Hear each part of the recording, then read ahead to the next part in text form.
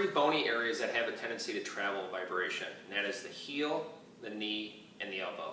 So what we're going to do is I'm going to show you 3 exercises and 3 ways to modify that. So I'm going to have Jessica get it into a squat. So many times we cue by saying heel drive.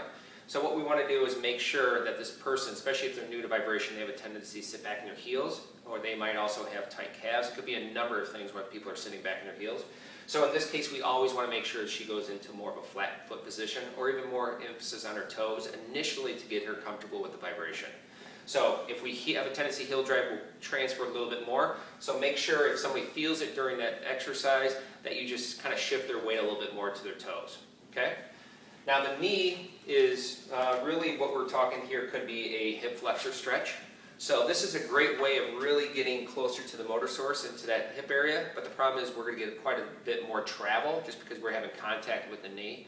So a coaching tip, maybe until they become a little bit more acclimated with the vibration, I'm going to do this in a dynamic position where the knee is off the plate. I'm still getting the exact same stretch, but I'm dissipating quite a bit of the vibration travel. And then finally, the elbow. We have a tendency to just sit and do a plank, and you've probably seen so many people just kind of sit back in the elbows. People get tired, they want to go to an area where they take the pressure off the muscular and put it on the skeletal. So in this position, we really want to make sure we put the focus right on the forearm. We keep the emphasis off the elbows. What you can also do as a coaching tip is actually have them slide back so the elbow is off the plate. So you can actually introduce them in this way so you don't even have to worry about that elbow pressure.